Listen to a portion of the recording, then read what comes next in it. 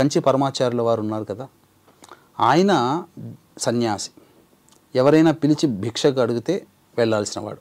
ఒక గొప్ప ధనవంతుడు భిక్షకు పిలిచాడు, వచ్చాడు, భోజనం చేశాడు. వస్తూ ఆయన కోసం పెట్టిన వెండి చెంబుని తీసుకుంటూ వెళ్ళి ఒక సందు, ఆ ఇంటి సందు మూల దాకా వెళ్ళి తిరిగి చూస్తే, అయ్యో ఏంటిది, నా చేతికి ఎందుకు వచ్చింది, నేను సన్యాసిని కదా, నాకెందుకు ఈ వెండి చెంబు అని చెప్పి వెళ్ళి ఆ ఇంట్లో ఇచ్చేసి వచ్చిన తర్వాత చాలా బాధపడ్డాడు. సన్యాసికి నాకు కోరికలు మోహం ఉండకూడదు కదా, ఎందుకు నాకు ఈ వెండి చెంబు మీద మోహం కలిగింది అని చెప్పాను అన్నప్పుడు, అప్పుడు బాగా అమ్మవారిని అడిగితే ఆయన మందు వ్యాపారం అనగా వైన్స్ షాప్స్ ఉంటాయి కదా, అప్పట్లో అటువంటి నడిపించి దాని ద్వారా ఆదాయాన్ని పొంది మనుషులని పీడించి డబ్బు సంపాదించాడు. అంటే మనుషుల ధనాన్ని దొంగతనం చేసినట్టే లెక్క. ఆయన ఇంట భోజనం చేసినందుకు ఆ లక్షణం ఆయనకు వచ్చి ఆ సందు దాకా ఆ వెండి చెప్పు పట్టుకోవాల్సిన పరిస్థితి వచ్చింది. అందుకని పరమాచార్యుల వారు ఎంతటి శిక్ష వేసుకున్నారంటే 3 రోజులు నిరాహారం తీసుకోలేదమ్మా, ఆహారమే తీసుకోలేదు. కటిక ఉపవాసంతో పాటుగా మంచినీళ్లు తాగి ప్రతి పూటకి కూడా గోమయాన్ని నాలికకి రాసుకొని ఆ యొక్క గోమూత్రంతో నోటిని శుభ్రపరుచుకొని 3 రోజులు ఉన్నారు ఆయన. అంటే ఏంటి శిక్ష? ఎందుకు ఇప్పుడు తాగకుండా ఉండటం, తినకుండా ఉండటం ఓకే, గోమూత్రంతో ఎందుకు అలా చేసుకోవడం? అంటే గోమూత్రంతో అంటే శుద్ధమా, గోవే సకల దేవతా స్వరూపం కాబట్టి సకల శుద్ధి ఆ విధంగా నిష్కల్మషమైన మనస్సుతో ఆ విధంగా ఆచరిస్తే శుద్ధి అవుతుంది. అలా ఈయన రెండో తప్పు ఏం చేశారనంటే, మనకు ఈ జూదం సమయంలో కౌరవ పాండవుల మధ్య ఉన్నటువంటి జూదం సమయంలో ఓడిపోతారు కదా పాండవులు, ద్రౌపదిని తీసుకుని వస్తారు. ఏకవస్త్రాన్ని తెలిసి, ఋతుక్రమం అయిపోయిన మరుసటి రోజని తెలిసి, నేను ఇంట్లో రాకూడదని తెలిసినని చెప్పినా కానీ దుశ్శాసనుడు బలవంతంగా తీసుకొని రావడం, అలా వివస్త్రను చేస్తూ ఉంటుంటే తట్టుకొని అడగలేక అందరినీ, సభికుల్లో ఉన్నటువంటి అందరినీ అడుగుతుంటుంటే అందరూ తలకాయ ఉంచారు. ఆఖరికి భీష్ముని కూడా, తాత నీవు ఎందుకు చెప్పలేకపోతున్నావు, నీవు రక్షించేవాడివి కదా, నీకు ఇది ధర్మమా, ధర్మాన్ని చెప్పు ఆయన అంటే కూడా తలకాయ ఉంచుకుంటుంటాడు. అంటే అక్కడ ఏంటనంటే 2 ధర్మాలు ప్రతి మనిషికి ఉంటాయి. ఏదైనా ఒక సమస్య వచ్చినప్పుడు అది మానవతా ధర్మం ఉంటుంది, 2 రాజధర్మం. ఆయన మానవతా ధర్మాన్ని పక్కకు పెట్టి రాజధర్మాన్ని పాటించాడు. రాజధర్మాన్ని పాటించాడు అంటే దుర్యోధనుని కొలువులో ఆయన పనిచేస్తున్నందుకు, ఆయన ఆ స్థానంలో ఉన్నందుకు, ఆ కొలువులో ఉన్నందుకు ఆయన దుర్యోధనికి అనుకూలంగా ఉండాలి కాబట్టి ఆ విధంగా చేశాడు. కానీ అన్నిటికంటే మానవతా ధర్మం గొప్పది. అందుకనే కృష్ణుడు అంటాడు ఆ సమయంలో, అయితే ఇవన్నీ కూడా ధర్మరాజు అన్నీ అడుగుతుంటుంటాడు కదా భీష్ముడిని, అన్ని ధర్మ సందేహాలు చెబుతూ ఉంటుంటాడు కదా. ద్రౌపది పక్కన ఉండి కొంతసేపు అయిన తర్వాత గట్టిగా పక్కన నవ్వేస్తుంది. ఎందుకు నవ్వావమ్మా అని చెప్పేసి కృష్ణుడు కానీ అలాగే భీష్ముడు కూడా అడుగుతారు, తాత నువ్వు ఇన్ని గొప్పవైనటువంటి ధర్మ సూక్ష్మాలు చెబుతున్నావు కదా, మరి నీ ధర్మం ఎక్కడికి పోయింది? ఆ రోజు నేను వివస్త్రగా అవుతుంటుంటే ఎక్కడికి పోయావు? నా అన్న కృష్ణుడు ఉండబట్టి నన్ను రక్షించగలిగాడు, నువ్వు రక్షించే స్థానంలో ఉండి కూడా నువ్వు నన్ను రక్షించలేదయ్యే కదా, మరి ఇన్ని ధర్మాలు ఎలా చెప్తున్నావయ్యా, అది నీకు ధర్మం అనిపించలేదా అని అంటే, అందుకే కదమ్మా నేను చేసిన తప్పుని నేను ఈ రకంగా శిక్షించుకుంటున్నాను. నిజంగా ఆయన ఎండకు ఎండి, వానకు తడిచి, చలికి, మాఘమాసము జనవరి అంటే ఎంత చలి ఉంటుంది నార్త్లో, మళ్ళీ చలికి గజగజ వణుకుతూ, ఎండకి ఎండుతూ, వానకి అక్కడ అంటే వాన పడుతుంది అటువైపు, వానకి తడుస్తూ శరీరాన్ని నాశనం చేసుకున్నాడమ్మా.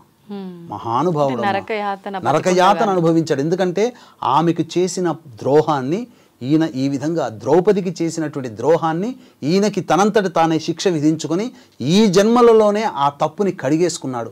అసలు ముళ్ళ బాణాల మీద పెట్టినప్పుడమ్మా రోజు రోజుకి ఆ శరీర బరువుకి ఆ శరీరం దిగిపోతుంది కదా, కృంగిపోతుంది కదా, బాణాల్లోకి ఇంకిపోతుంది కదా, ఎంతటి రోజు రోజుకి ఎంతటి నరకయాతన. అందుకనే ధర్మరాజు దగ్గరికి తీసుకొని వస్తాడు కృష్ణుడు. ధర్మ సూక్ష్మాలు చెప్పవయ్యానంటే,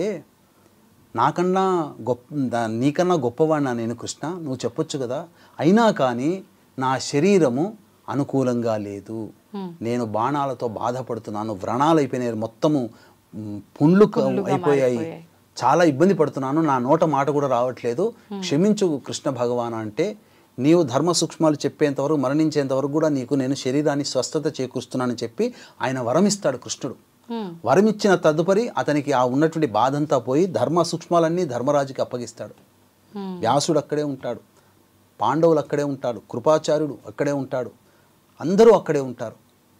కాబట్టి ధృతరాష్ట్రుడు, గాంధారి, కుంతి వీళ్ళందరూ సమక్షంలో ధర్మ సూక్ష్మాలన్నీ తెలియచేసి ద్రౌపదిని ప్రాధేయపడతాడు. అమ్మ, ఒక స్త్రీవి, ఒక తల్లివి, నీకు చేసిన ద్రోహాన్ని నా క్షమించమ్మా, నేను నీకు పట్ల ద్రోహం చేశాను అంటే కృష్ణుడు కూడా అప్పుడు వచ్చి, భీష్మ, నీవు మానవతా ధర్మాన్ని పాటించలేదు, ధర్మరాజు పాండవులు అంత గొప్ప వీరులు కూడా తలకాయ ఉంచుకున్నారు, నాకొచ్చినటువంటి కోపానికి ధర్మరాజులందరినీ కూడా నేను సంహరించేవాడిని.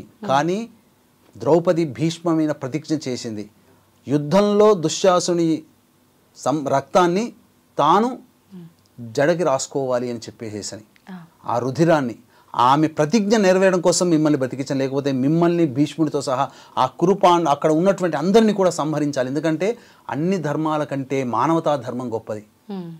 కాబట్టి ఒక ప్రాణి ఇబ్బంది పడుతున్నప్పుడు నీవు సహించి ఉండగలిగావు, అది ధర్మము కాదు అని చెప్పి, నువ్వే గనక ఆ రోజు అడ్డుపడి ఉంటే ఇంత యుద్ధం జరిగేదా? అప్పుడు ద్రౌపది ఇదే అడుగుతుంది, నా బావలు వీళ్ళందరూ ఎవరో కాదు కదా, నా వాళ్లే కదా, నా అన్న నా భర్తల యొక్క అన్నదమ్ములు వీళ్ళందరినీ కోల్పోయే వాళ్ళము కాదు కదా భీష్మ, నువ్వు ఒక్క మాట చెప్పి ఉంటే దుర్యోధను వినకపోవునా, ధృతరాష్ట్రుడికి గాంధారికి పుత్రశోకం కలగకపోవునా, అందరూ ఇలా నష్టపోయి మేం మాత్రం బ్రతికి మేం మాత్రం సాధించేది ఏముంది అని చెప్పి ద్రౌపది కూడా అడుగుతుంది. కానీ ఆ భీష్ముడు ఆ విధంగా ద్రౌపదికి చేసినటువంటి ఆ ద్రోహానికి, అంటే ద్రోహము కూడా కాదది, ధర్మాన్ని పాటించినందుకు, ఆమెను రక్షించినందుకు గాను తనకి తాను శిక్ష విధించుకుంటాడు, అంపశయ్య మీదనే ఉంటాడు, శరీరాన్ని శుష్కించుకుంటాడు.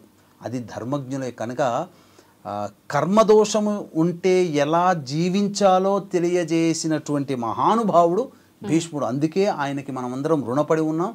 ఆయనకి ఆ రోజున తర్పణాది కార్యక్రమాలు, భీష్ముడి యొక్క సంబంధించినటువంటి తర్పణాది కార్యక్రమాలు చేయాలి. అంటే ఎలా అంటే మనం ఒక నది దగ్గరికి వెళ్ళి పురోహితుల సమక్షంలో చేయాల్సి ఉంటుందా? మామూలుగా సూర్యునికి అర్ఘ్యం వదిలినట్టు అలా వదిలితే సరిపోతుందా? ఎలా చేయాలి గురువు గారు? మానవులుగా పుట్టినటువంటి ప్రతి వ్యక్తి కూడాను భీష్మ ఏకాదశి రోజున భీష్ముడి కోసం తర్పణాలు చేయాలమ్మా. ఎందుకనంటే మనము ఈ రోజున సహస్రనామ పారాయణం చేస్తున్నాం, విష్ణు సహస్రనామం ఆయన వల్లే వచ్చింది. సకలమైనటువంటి ధర్మాలని ఆయన బోధించాడు. అలా అంతేకాకుండా ఎన్నో సూక్ష్మాలని కూడా విశదీకరించి మనకు అందించాడు.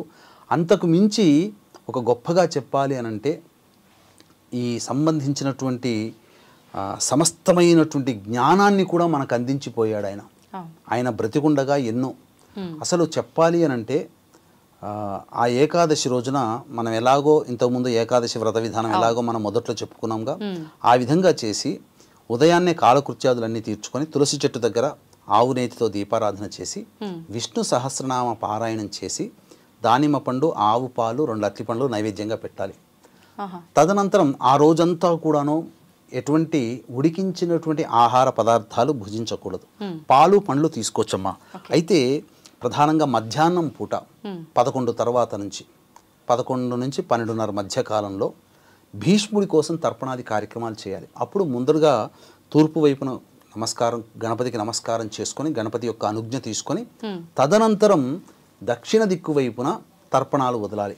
అంటే ఒక గ్లాసులో ఒక 20 గ్రాముల నల్ల నువ్వులు, అందులో గ్లాసులో నీళ్లు, అదే నల్ల నువ్వులు మునిగిపోయేంత వరకు నీళ్లు, ఆ తదనంతరం ఒక బౌల్ కటారి గిన్నె తీసుకొని దక్షిణం వైపు ఫేస్ పెట్టి అప్పుడు మనస్సులో ఈ భావన చేసుకోవాలి. ఏమనండి? వైయాఘ్రపద గోత్రజుడైనటువంటి భీష్ముడికి జ్ఞాని, ధర్మ సూక్ష్మాలు తెలిసినటువంటి వాడు, అవివాహితుడు, సంతానము లేనివాడు, గాంగేయుడు, గంగాపుత్రుడు, వీరుడు, శూరుడు, అలాగే సకల శాస్త్ర కోవిదుడు అయినటువంటి భీష్ముడికి నా వంతు కర్తవ్యముగా నేను తర్పణాలు వదులుతున్నానని చెప్పి మనసులో భావన చేసుకొని ఆ స్పూన్లో నల్ల నువ్వులతో ఉన్నటువంటి నీటిని అరచేతిలో వేసుకొని ఈ విధంగా భీష్మ పితామహం తర్పయామి అనుకుంటూ ఈ బొటన వేలు గుండుగా ఆ బౌల్లో వేయాలి. ఈ విధంగా 11 సార్లు కానీ 16 సార్లు కానీ తర్పణాలు చేయాలమ్మా. ఓకే. ఈ విధంగా చేస్తే ఆయన రుణం ఆ రోజున తీర్చుకున్న వాళ్ళం అవుతాం. ఇంటిలో ఎవరో ఒకరు చేస్తే ఎవరైనా అందరూ చేయొచ్చు, పురుషులు స్త్రీలు ఎవరైనా చేయొచ్చు, అందరూ ఆయన సంతానం మామూలుగా తర్పణాలు ఆడవాళ్ళు చేయకూడదు అంటారు కదా. కానీ దీనికి తప్పు లేదమ్మా, తప్పులేదు, దీనికి తప్పు లేదు. ఇది అందరూ కూడా చేయాల్సినటువంటి విధి విధానం. ఓకే.